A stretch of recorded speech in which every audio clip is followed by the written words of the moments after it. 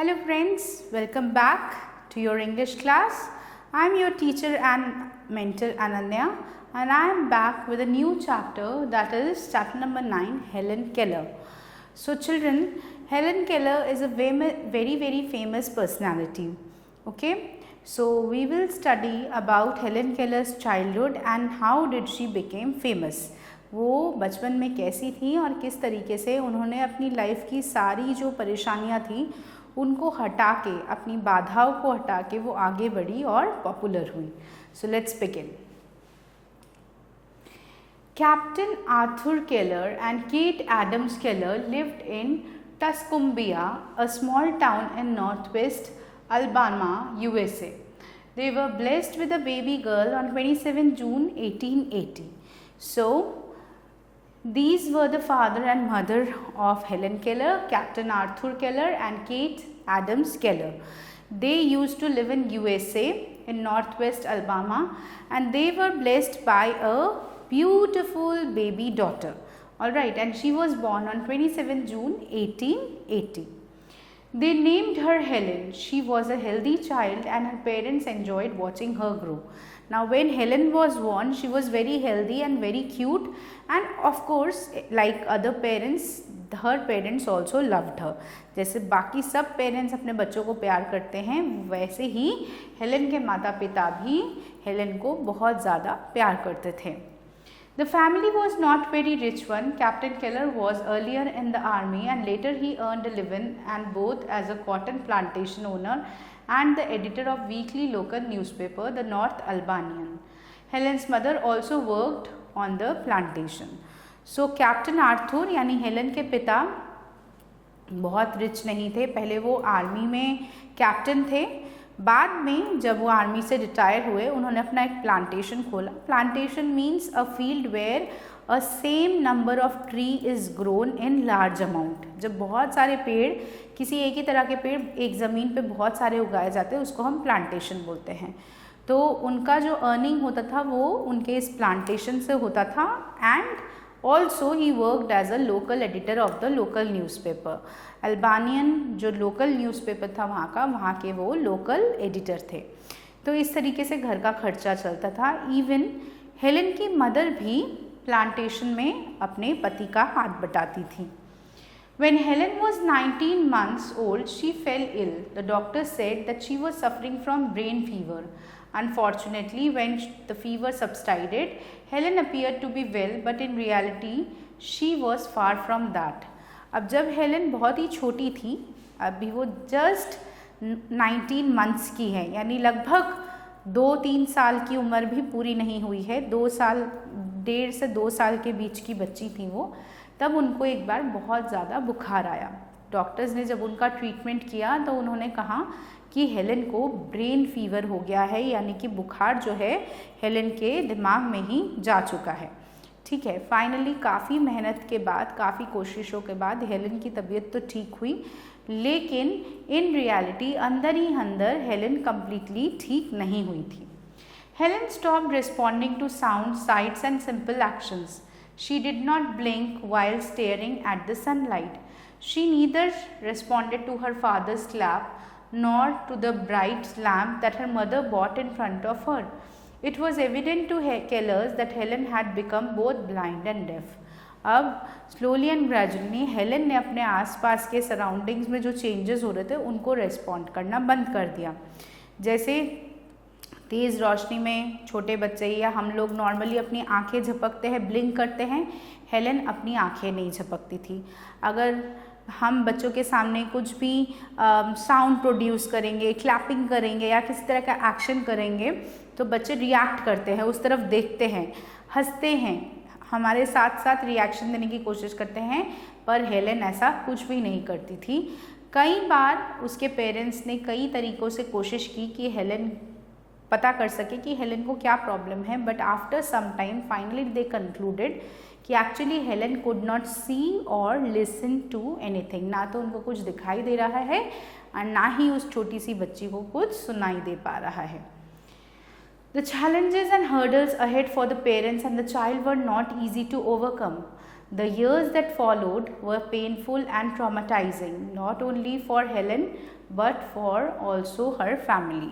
अब पेरेंट्स चिंतित हो गए अपनी छोटी सी बच्ची के लिए। वो अपनी बच्ची से बहुत प्यार करते थे और बच्ची की ऐसी हालत देख के चिंतित होना स्वाभाविक था। आगे आने वाली समस्याओं और जो परेशानियां थी उनको सोच सोच के ही उन्हें चिंता होने लगी। Helen became a very difficult child. She threw tantrums and screamed at everybody. Her behavior became unreasonable and it upset the Kellers. People known to the family advised them that they should put into an institution for the disabled. Children refused to play with her and Helen became ill-tempered, miserable and lonely child. अब Helen क्योंकि वो देख नहीं सकती थी, वो सुन नहीं सकती थी, तो इसीलिए जो है लोग उससे दूर रहने लगे। जो उसकी उम्र के बच्चे थे वो उसके साथ खेलना नहीं चाहते थे। और हेलन स्लोली एंड ग्रेजुअली, क्योंकि वो नॉर्मली उसके साथ कोई बिहेव नहीं करता और वो भी एक नॉर्मल लाइफ नहीं जी पाती, she started becoming a ill tempered child. उसे हर चीज़ में इरिटेशन होता, वो चिल्लाने लगती, अपना जो है दर्द किसी को बता नहीं पाती तो इसीलिए और ज़्यादा जो है चिल्लाती, गुस्सा दिखाती।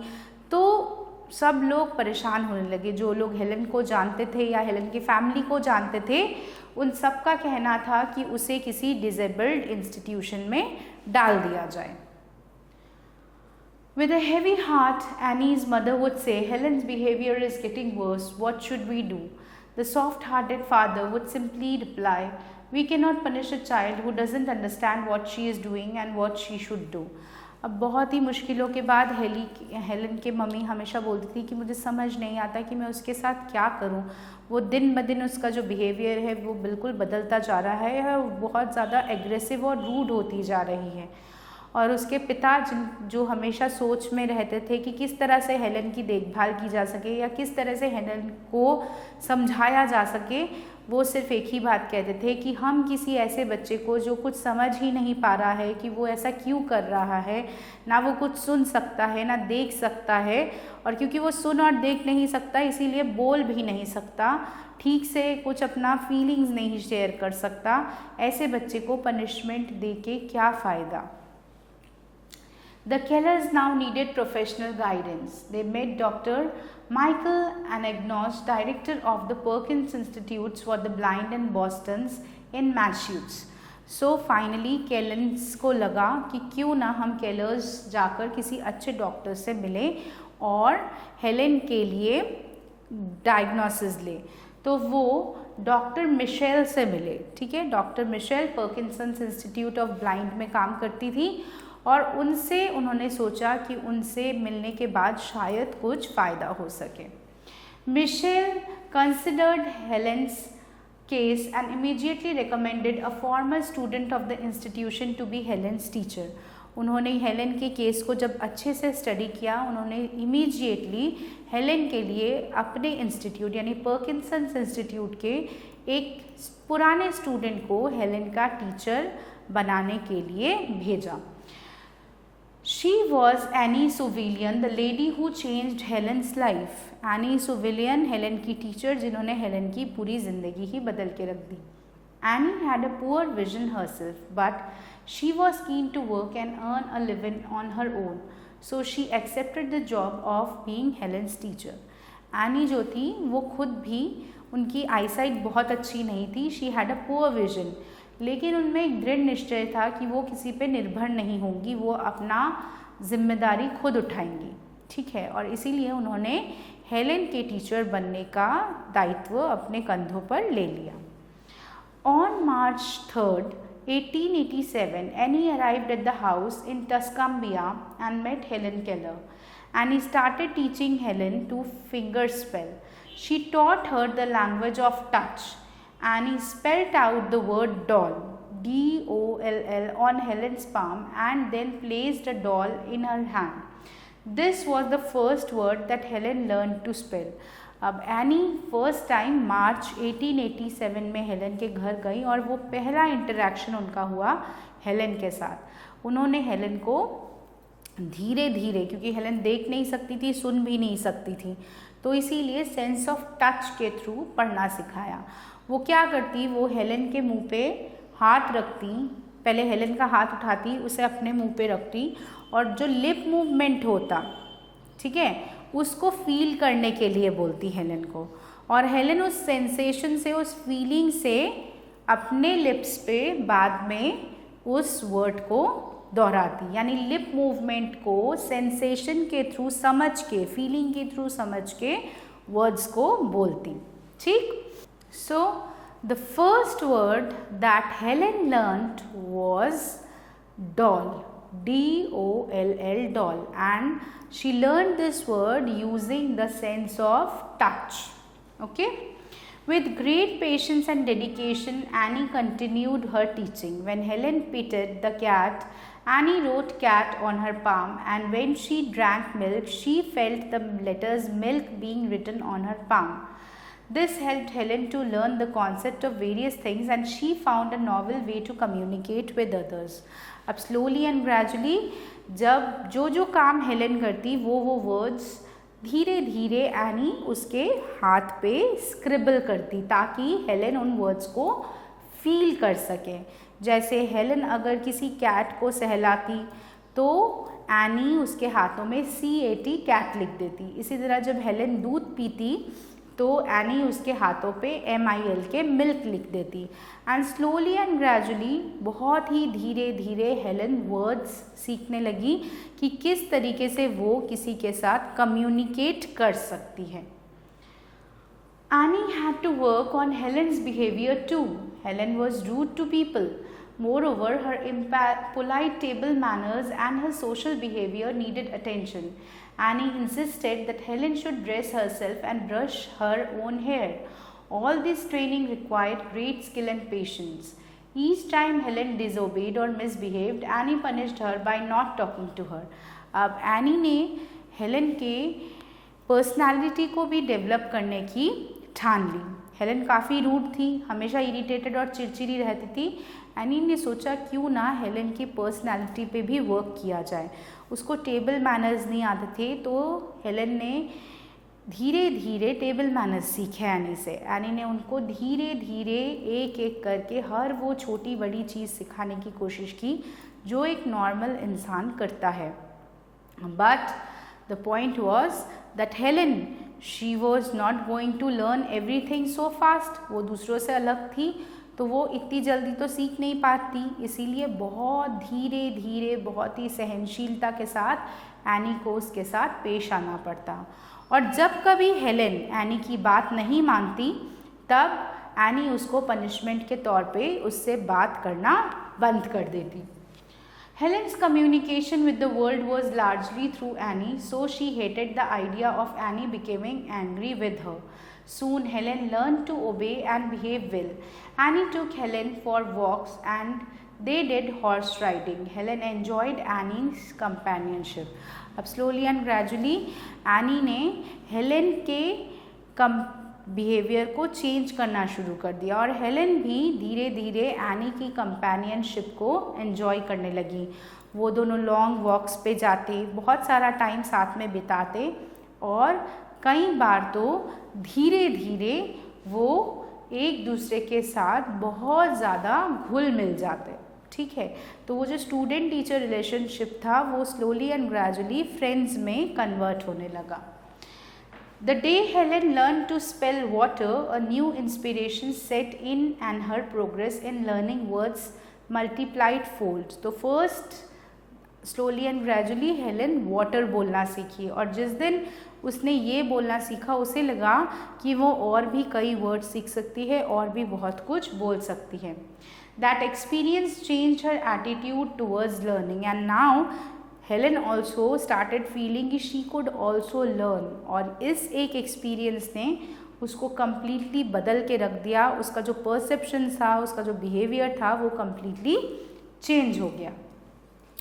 That day Helen was so inspired that with in the next few hours she learn the spelling of 30 new words which included mother, teacher. Annie taught her to spell baby when Helen touched her young sister. She even spelled out Helen Keller. And she was so pleased कि वो water बोल पाई है तो उसने उस दिन खुशी के मारे 30 और न्यू वर्ड सीखे। अपनी बेबी सिस्टर को बेबी बोलना, मदर को मदर बोलना, टीचर को टीचर बोलना, यहाँ तक कि अपना नाम स्पेल करना जो कि हेलेन केलर था वो भी हेलेन ने सीख लिया। Helen recalled later, I was born again that day. I had been a little ghost in a no world. Now I knew my name. I was a person. I could understand people and make them understand me. One morning, Helen spelled out a complete sentence. Doll is on bed. और एक दिन finally Helen ने काफ़ी महीनों बाद एक पूरा वाक्य बोला, एक पूरा सेंटेंस बोला, that doll is on the bed. Helen जब आगे चल के बड़ी हुई और इंटरव्यूज़ दिए तब वो रिकॉल करके बोलती हैं कि उस दिन जिस दिन मैंने पहली बार वाटर बोलना सीखा था मुझे ऐसा लगा जैसे मेरा नया जन्म हुआ था, क्योंकि इससे पहले तो मैं दुनिया से ही बिल्कुल अपरिचित थी। मैं अपनी एक अंधकार भरी दुनिया में जीती थी। उस दिन मैंने शब्दों का अहमियत सीखा और शब्द बोलने ज़्यादा अच्छे से सीखे। Motivated by the progress that Helen has made, Annie said, "Tomorrow I shall teach you to read."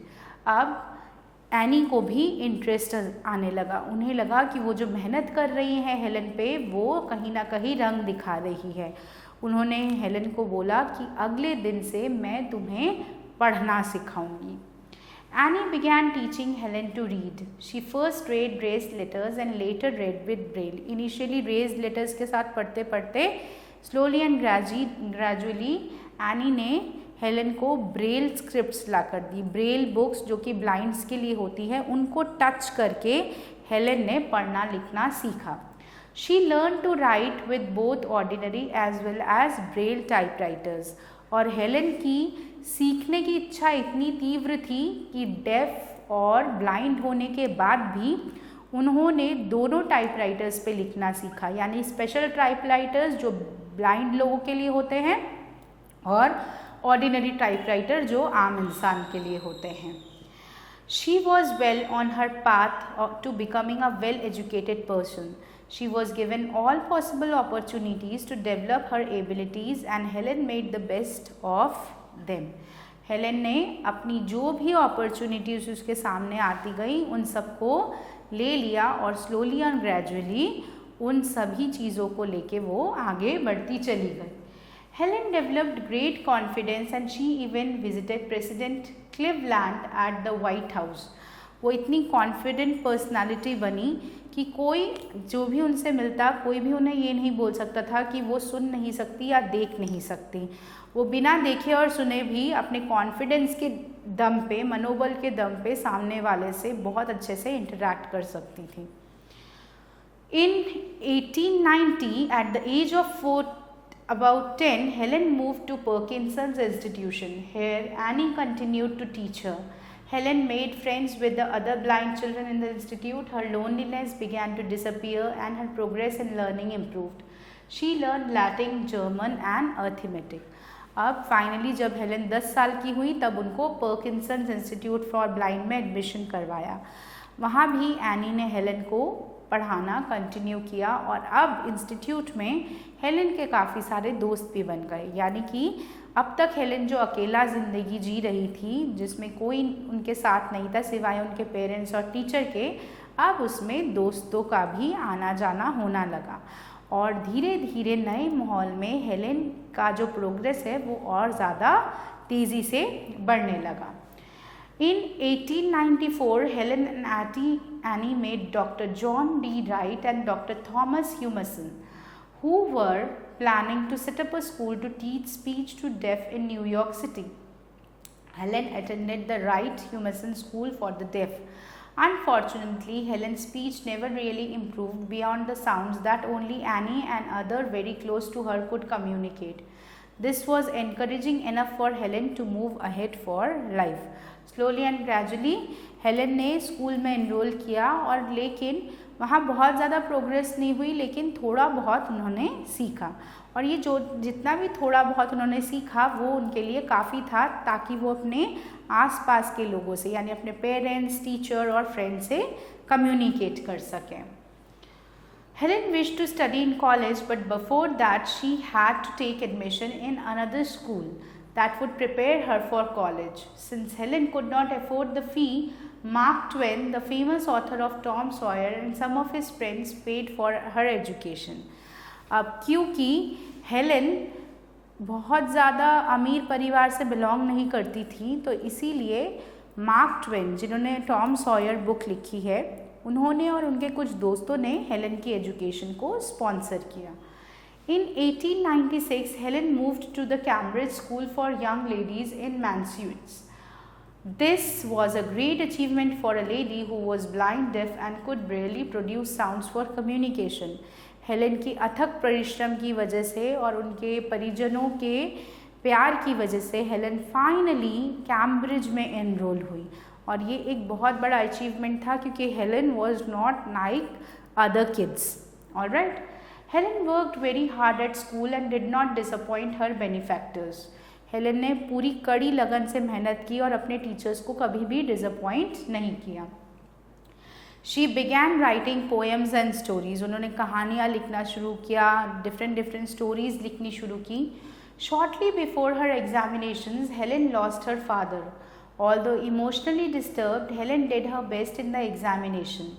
Annie could not accompany Helen to the examination hall. A teacher spelled out the question in Helen's hand and Helen typed out the answer. The following week, she learned that she had passed all the subjects. अब Helen के examination से पहले ही उनके पापा का देहांत हो गया. हेलन दुखी तो थी, लेकिन वो किसी भी कीमत पे किसी को निराश नहीं करना चाहती थी. उन्हें लगा कि ये उनके पिता और उनका सपना है कि वो लाइफ में सक्सेसफुल बने. इसीलिए वो एग्जामिनेशन में बैठी भी और एग्जामिनेशन भी बहुत अच्छे तरीके से दी. एंड फाइनली एक हफ्ते बाद जब रिजल्ट्स आए, तब हेलन को पता चला कि उन्होंने सारे ही सब्जेक्ट्स को अच्छी तरह से पास कर लिया है. In 1900, Helen entered Radcliffe College, becoming the first deaf-blind person to have ever enrolled in an institution of higher learning. The girls in her class were friendly and they even elected her vice president of the class. Here, Helen began to write about her life. She wrote a story in both Braille and on normal typewriter, The Story of My Life. Was edited by John Massey, who later married Annie.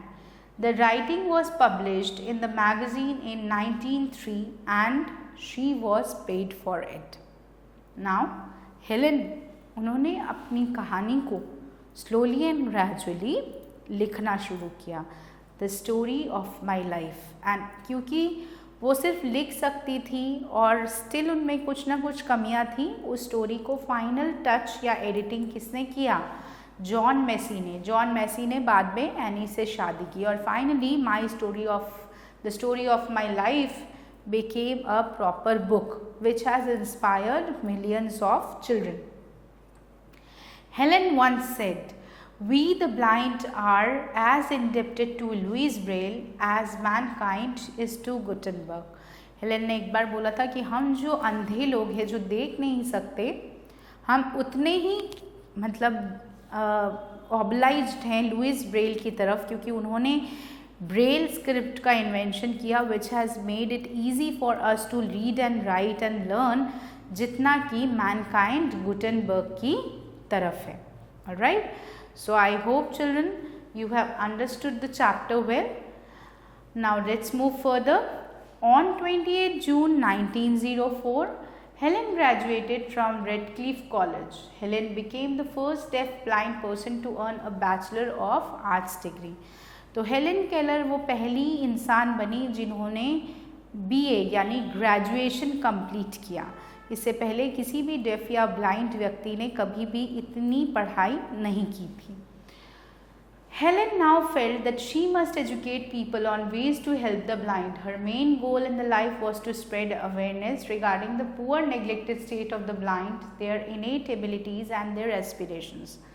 Helen ने क्योंकि अपनी ज़िंदगी में काफ़ी उतार चढ़ाव देखे थे, उनका बचपन काफ़ी ही ट्रॉमेटिक था, इसीलिए उन्होंने सोचा कि क्यों ना वो अपनी एजुकेशन को या जो कुछ भी उन्होंने अपने लाइफ में सीखा है उसको फर्दर लोगों की मदद के लिए यूज़ कर सके. उन्होंने लोगों को पढ़ाना शुरू किया, स्पेशली द ब्लाइंड पीपल, क्योंकि उन्हें लगता था कि वो उन्हें बेहतर समझ सकती हैं, उनके साथ बेहतर तरीके से एसोसिएट कर सकती हैं। She had to raise funds not only to sustain a living for herself but also to start projects to remove darkness from the lives of other blind people. This she thought she could do best by giving lectures and writing. She strongly felt that she must give the others what she had gained from Annie. इसीलिए उन्होंने lectures लेना शुरू किए, पढ़ाना शुरू किया और लिखना शुरू किया ताकि उन्हें इतना पैसा मिल सके कि वो अपनी भी देखभाल कर सकें और साथ ही में दूसरों की भी देखभाल कर सकें। जो उन्होंने एनी से सीखा था वही चीज़ वो आगे दूसरों को भी सिखाना चाहती थी। Okay, so a very inspiring personality Helen Keller, जिन्होंने अपनी लाइफ की बड़ी बड़ी चुनौतियों और चैलेंजेस को पार करते हुए एक सक्सेसफुल पर्सन बन के दिखाया है और वर्ल्ड फेमस बनी है। हमारी लाइफ में कुछ छोटी सी परेशानी आ जाती है तो हम कितना निराश हो जाते हैं, हम बिल्कुल उम्मीद छोड़ देते हैं, आशा छोड़ देते हैं, लेकिन हेलेन केलर जैसे लोग ये प्रमाणित करते हैं कि nothing is impossible if we actually try to do it.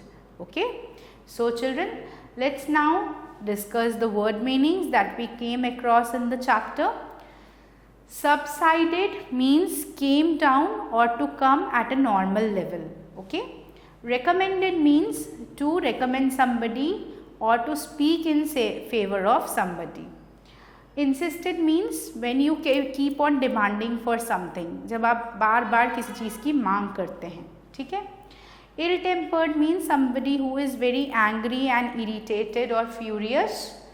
Traumatizing means very much shocking or upsetting situation, जिससे आप बहुत ज़्यादा शॉक हो जाएं या फिर बहुत ज़्यादा दुखी हो जाएं। Benefactors means patrons or teachers. Okay, guides, mentors, teachers.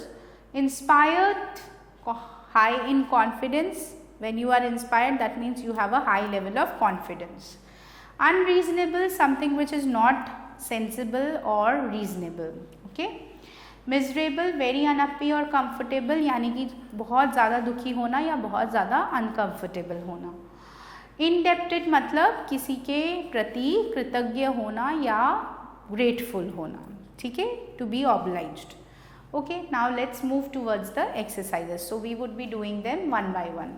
First of all, we have multiple choice questions. So let's get started. Captain Arthur Keller and Kate Adams Keller were blessed with a baby girl. ठीक है, उनको एक baby girl हुई थी. Next, Annie's mother said with a heavy heart, "What should Dad do? What should we do?" Okay, हम क्या करें? C. We cannot punish a dash who doesn't understand what she is doing. We cannot punish a child.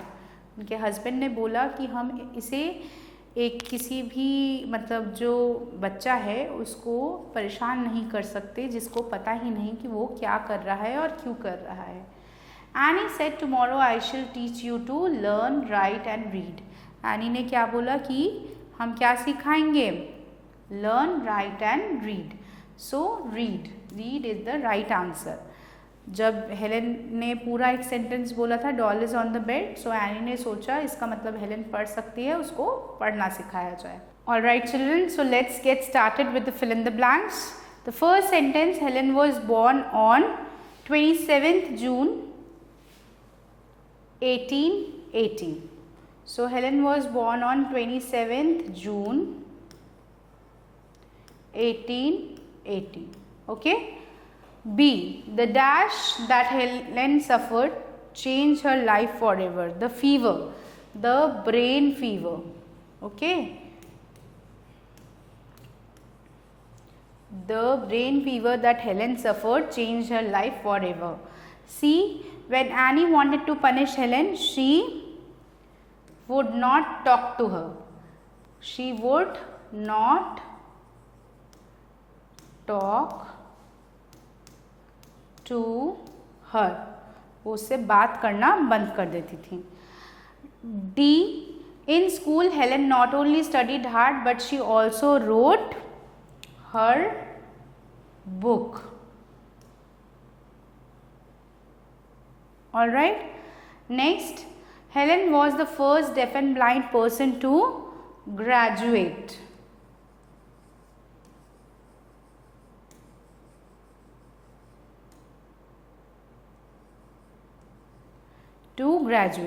So with this we are done with the fill in the blanks. I hope that you have noted down all of them one by one and now you would be able to do them. Let's proceed further to the next exercise. Next we have answered the following questions. So let's discuss them one by one. A. Briefly describe Helen Keller's family. Helen Keller's family had 3 members, her father Arthur Keller and her mother Kate Adam Keller. Alright, and of course Helen was a part of her family. B. How did Helen's parents discover that their daughter had become deaf and blind? When Helen was 19 months old, she suffered a brain fever. Though the doctors said that she has recovered, but soon her parents discovered that Helen did not blink her eyes to the bright light or the sunlight and also did not react to any of the sound around her, and thus they discovered that Helen was deaf and blind. C part, what was the novel way in which Annie taught Helen to communicate?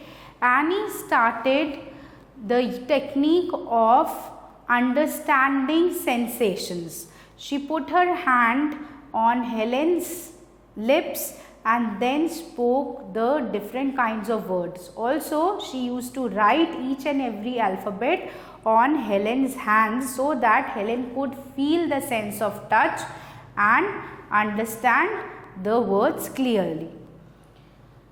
D part, in what way did Parkinson's Institute do good to Helen? Parkinson's Institute developed confidence in Helen. First of all, it was Parkinson's Institute who provided Helen with a good teacher, that was Annie. Annie completely changed Helen's life. She was not only a guide and mentor to Helen but also a friend to Helen.